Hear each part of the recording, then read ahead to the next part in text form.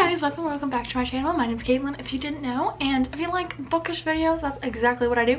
You might as well stay along.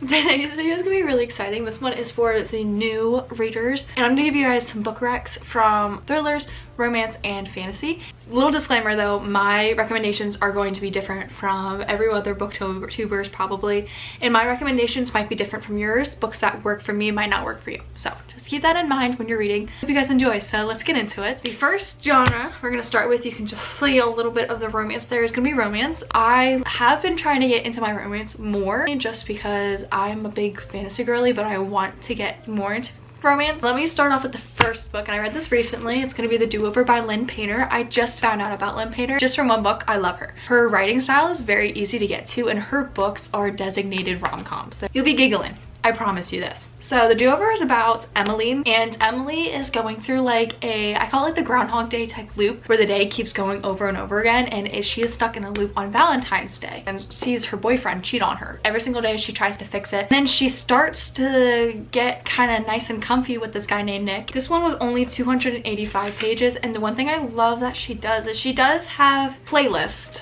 at the end of her books that you can read while you're reading this, and I think she has playlists online so that you can get too. So this does not have spice. I'll be letting you guys know that because I know people don't like spice, so this one doesn't have it. The next one is one of my favorites, like one of my like 6-star reads, I think. This one is gonna be The Sevene Split, and this is by Ashley Poston. I read this in the fall time. This one not only tackles her love life, but it talks about being 30 and saying that even though you're 30, you're not old. You're still living life, and you can still change your profession and figure it out. And two, it deals with grief. The book it's about Clementine, and she moves into her late aunt's apartment, and her aunt and her are very, very close, so this really took a toll on her. Her aunt always said that the apartment was special. It was like a little cut in the timeline. She pretty much just said it was like magical. One day when Clementine comes back home to the apartment, she finds a guy just in the apartment, and she's like, what? And she finds out that he's 7 years in the past and she's 7 years in the future. It's beautifully well done, and I love this book. I would recommend it to literally everyone. Bawled my eyes out at the end. It was just such a good book, and I really enjoyed the process of going through this. Anyways, the next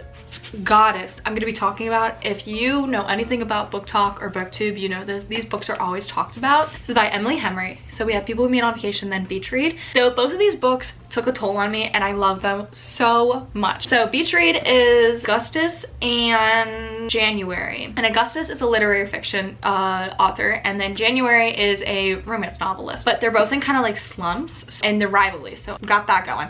And they decide to switch genres, and so he'll take her to places to do interviews, and then she'll take him on dates so that he can write a book in romance. And I think it's just such a fun idea, very nice to read in the summertime. I feel like Emily Henry has some wonderful beach reads. I know.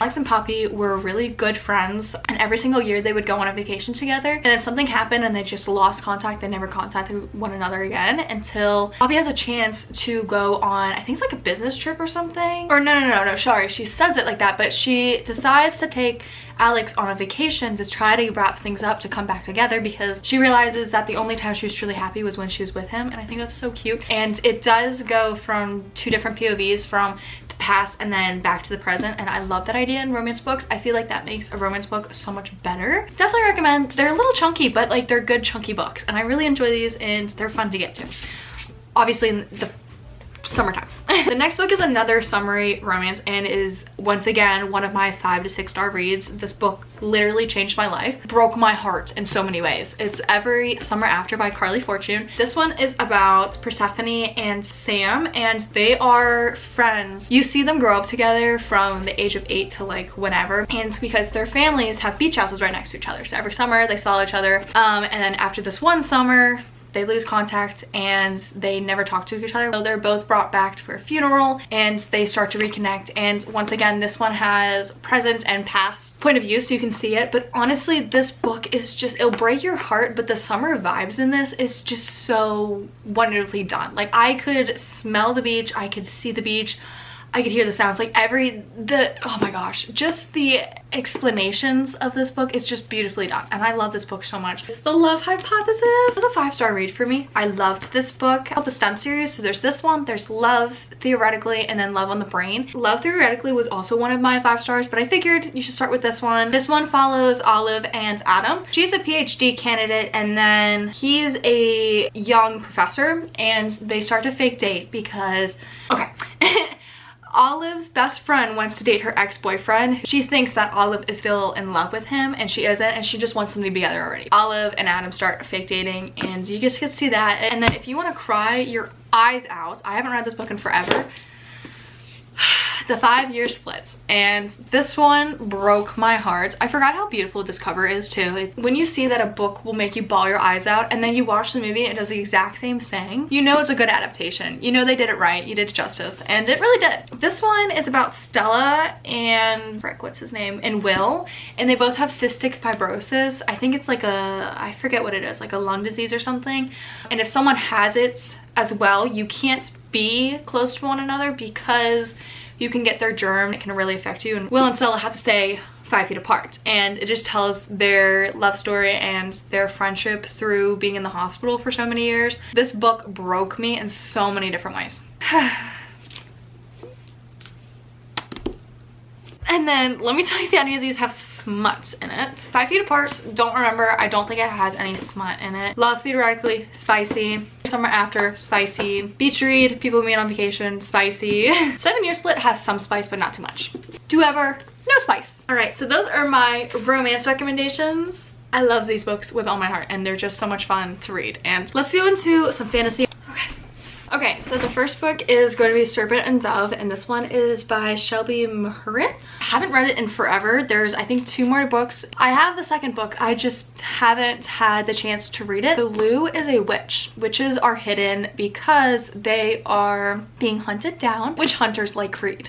Sorry, I haven't read this book in forever, but I just remember how beautifully written it was, and this is also in France. The way that was written, you could tell that like a lot of thought was put into this, and I just love the time period, the idea of witches and the witch hunters. It's something like he has to protect her for some reason, but he doesn't know that she's a witch. Definitely spice in here, but it is very well written. This book is gonna sound really weird for me to recommend, and when my dad recommended this to me, and he's like, you should read this, like this seems like it's up your alley, and because like I love history, he gave me Abraham Lincoln Vampire Hunter, and you're probably like, that sounds like a dad book. Stay with me. This one is about Abraham Lincoln and about the Civil War and his time from being a child to being president, but it talks about how his mom dies, but she doesn't die from milk sickness. She dies by a vampire.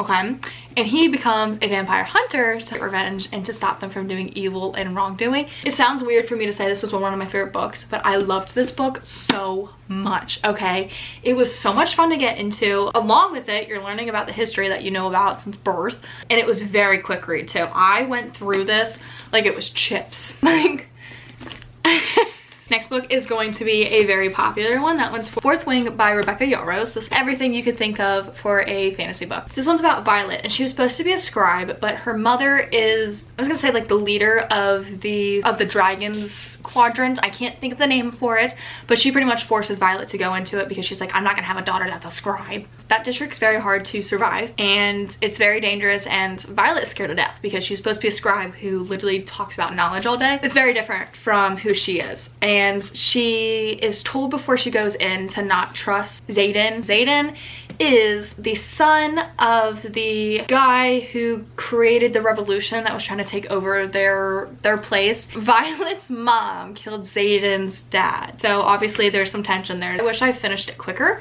It is a pretty girthy book. It talks about dragons, which I know we all like. So dragons were so well in this book, and they seemed so cool, and I can picture it so well, and I just loved Violet as a person. Definitely recommend this. She does have a second book out, which is Iron Flame. It's gonna be City of Bones, and this is the first book in the Mortal Instruments series by Cassandra Clare. There's some controversy in these books because some stuff happens, and personally I agree with it. It's gross, it's terrible, it's disgusting, but get past it and it's a great book. Great series, okay? This is about Clary, and Clary has been a mundane all her life, but one day she goes to a club with her friend Simon and she sees 3 teenagers murder this person, but she's the only one that can see it. And then some time pass and her mother gets kidnapped, and so these same 3 people come to Clary's rescue and tell her that she's a shadow hunter, and they have to find her mom, and there's like this whole bigger plot. I loved this. Personally, I like the 3 first books in the series. I feel like the 3 last ones don't really need to be there. I feel like they're not as good. I think it's important that if you want to get into the Shadowhunter world, it's good to start with the OG series. I think it just talks about the basics, and then if you want to get into all of her 36 books in this series, you can do that. So again, if you've been anywhere on Book Talk, on BookTube, whatever, you will hear about the series because it is the most popular fantasy romantasy series ever. ACOTAR, or A Court of Thorn and Roses by Sarah J Maas. This is an easier fantasy because it's more romance heavy. Fantasy isn't too overwhelming. This one is about Feyre, and Feyre is the provider for her family, and there's the human realm and then there's Prythian, and Prythian is the Fae. They're people with like magical powers, shape-shifting abilities, yada yada yada. They're like the big and powerful, but there was a war and they split the world in half so that the humans can be safe and the Fae can be where they are. So Feyre goes out in the woods one day, kills a wolf because she's providing for her family, and she finds out that that wolf was a Fae because this guy comes to her house and says, well, you can come with me or you're gonna die. Your entire family will die. And so she goes with him to Prythian, and she finds out that there's a bigger problem in this realm. This first book, I remember when I was reading it, I read this like 4 or 3 years ago. This one is compared to Beauty and the Beast because it is kind of like the same idea, but the rest of the series is so different that it shouldn't really be compared to it, but I see where the first book comes in handy. This one definitely has spice. The entire series has spice, okay? Like I said before, you will be warned. The romance is just so good in this book, but it's nice to have it in a fantasy realm. Next one is gonna be from the same author. We all know that I love the series, Start of Glass by Sarah J Maas. I have the novella type book, which is Assassin's Blade, in my hand right now. There's so many different ways to read the series, but I think any way you read Assassin's Blade, your heart will be shattered. Okay. This one's about Selena. She's a slave in the mines, and one day the king's soldier comes for her and the prince comes to her, and they're like, look, you can compete in this competition to be the king's champion, and if you win, you will be the king's champion, and in a couple years you'll get your freedom. And she's like, you know what, sign me up. Those mines are really dangerous, not a lot of people live, and she's lived longer than most. There's a bigger plot in play. You'll see that throughout this entire series. This world is definitely fantasy in depth. The series holds a special place in my heart. Throne of Glass changed me. It's a great book. I love the fantasy too. It's just so developed. 3 books are kind of slow. It's more about like character development, getting through it, and then they get into it. If you know anything about fantasy, this is one of the series that everyone recommends. And then those are all of my fantasy books. So now I'm gonna get to my thriller books. So the first book I'm gonna get into is one that I read recently. It's The Naturals. Once again, this is one of like my 5 to 6 star reads. It was so good, it was so good. Okay, if you love, literally it's just Criminal Minds. It's Criminal Minds as teenagers. Let me get into it. So this one's about Cassie, and Cassie is a profiler essentially. And she is confronted by FBI, and they're like, look, we have this special program and we want you to be in it, and you'll be able to solve cold cases. There's 4 other kids in that program. They all have special abilities, but there's this one case that comes out where it's kind of too close to home, and they actually start to investigate it by themselves, so in depth, and they're literally profiling serial killers. It feels exactly like Criminal Minds, the way they put stuff together. Another cool thing in this book is you get little segments where you can see what the serial killer is thinking. It's kind of terrifying because you think he's like actually talking about you. A little scary, but it's good, and I love this book so much, and I definitely recommend it because it is just so much fun to read. Such a blast. Very easy. I literally finished this in 2 days, and I'm a slow reader, so I was sick, but like, you get it, okay? I'm obsessed with it. Stalking Jack the Ripper. This is by Carrie Maniscalco. She's the author of The Kingdom of the Wicked, which was really popular recently. I tried to read that, didn't like it as much. This one's about Jack the Ripper in London, and this one is about Audrey Rose, and she works in the morgue with her uncle or something. He works for the police, I believe. She's not allowed to because obviously it's like 1800s and she's a woman, but she still does it with her uncle. She starts to investigate Jack the Ripper with this guy named Thomas, and there's some tension there. If you want like a different time period about a serial killer, is this literally so much fun to get into. I remember reading it and I was kind of terrified because they do have pictures. They're not like graphic or anything. Hold on. I think this is like a letter from Jack the Ripper. So there are like historical pictures in it. Really cool, and I love this book series. And then the next book is A Good Girl's Guide to Murder, and this one is by Holly Jackson. Once again, this reminds me of The Naturals. This one's about Pip, and she is able to do a school project on whatever she wants, and she decides to open up a cold case and to investigate it and to see if they actually got it right. The cold case she decides is on Andy Bell's murder, because she got apparently murdered by her boyfriend Sal Singh, and then he killed himself. So she starts to investigate it, and she starts to see that there's holes and things don't add up, and so there's bigger plots. Can you hear that? Okay, but like, oh my god, I can't show them all, but there was this one page where it literally had all the writing on it because I was just investigating. There was that page, I saw it. Literally investigating the crap out of this book, and I had so much fun doing it. This is the page. Literally wrote so many notes. The last book I'm going to be talking about is The Silent Patient, and this is by Alex Michaelides, something like that.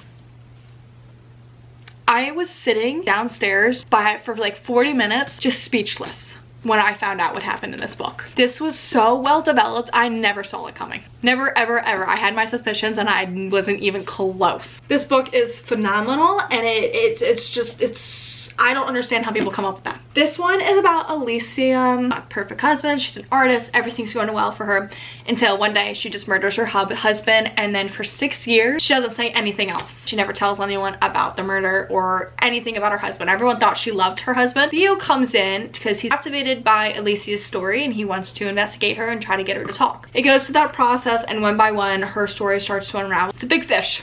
It's a big fish, okay? Let me just say that. This one's a 5-star for me. Literally loved this. Edge of my seat. Finished this in a couple days. It was so easy to get through too. And those are my book recommendations. Hold on. Let me try to make like a thumbnail of all these.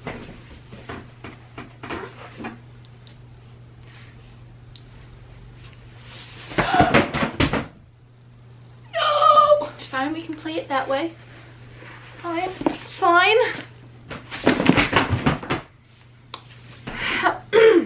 That didn't work out. Alright guys, well, I hope you guys enjoyed this video. Thank you so much for watching. I hope you guys have a wonderful day.